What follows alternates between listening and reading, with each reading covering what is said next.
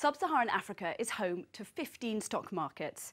But outside the Johannesburg Stock Exchange, many are associated not with stellar returns, but illiquidity, their small size and risk. My guest today, Christopher Hartland-Peel, an expert in African equities these past 25 years, begs to differ, however, and says he's come in to debunk some myths. So, Christopher, thanks for coming in. Tell us, African stock markets are the most frontier of the frontier. How actually have they been performing? And you've brought in a chart to show us. Yes.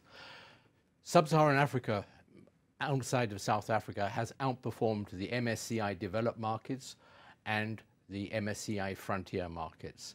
And this is because there's been a decade plus of improving macro and political environment and strong corporate profitability. And when you look at this, the Nigerian market is the largest in sub-Saharan Africa, then followed by Kenya, and then Botswana and Mauritius, and the smaller ones after that. So out of that 15, Nigeria and Kenya will make up 60% of the market capitalization. When you come to the risks, how risky is investing in Africa's stock markets? I think you've brought along a chart to show us about it.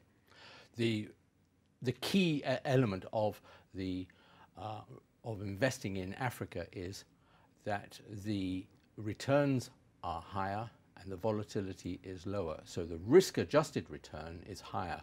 And as you can see on the graph here, the Botswana, Tanzania, and the Zambian markets are very profitable for investors. The bigger markets, the Kenyan and the Nigerian, one is they have come back and this has reduced the returns. But when you look at the red line on the graph, you'll find that the red line of sub-Saharan Africa compares very, very favorably with the MSCI Eastern Europe and the MSCI Frontier and the South African markets. So from this you get the higher returns and with a lower volatility. And Africa's fortunes historically have been very much pegged to commodity prices. When it comes to the commodity crash, how has that affected things? The commodity crash has to be seen in perspective. The graph on the right, for instance, says the upper line here is the oil price. The oil price has now come back sharply. The cocoa price has risen.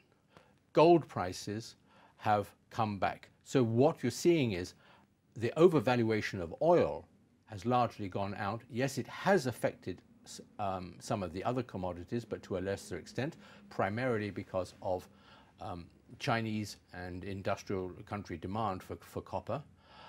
Oil has affected Nigeria and Ghana adversely, and of course Angola, but Angola doesn't have a stock market. And what's that done to stock market returns? The stock market returns in Nigeria have come back because there's been, the market has come back, but also the currency has come back. Mm-hmm. The counterpart of that is, with the Nigerian elections, with the new president coming in, with the handover of power to the new president, which is very similar to when President Moi was beaten in the elections in the early 2000s, and he became an elder statesman. And I think Goodluck Jonathan will be following in those footsteps because it is for the good of the country and not his personal good. And you in particular, you focus on blue chip companies in Africa. Yes. How does that work? Is the profitability affected? Is it more profitable to invest in the bigger companies or stick to the smaller ones where the growth is bigger? I would go for the larger companies, and the reason is that the liquidity is greater, the earnings are more visible. For instance, if you look at Nigerian breweries, it's got 50% market share in the Nigerian beer market, which is 160 million population. If you look at Safaricom, it's preeminent in Kenya in mobile telephones. East African breweries and Tanzanian breweries have limited competition in their domestic markets. And this is, so you have a combination of strong profitability, strong return on equity, and the key point is that investors are willing to pay a premium for this profitability.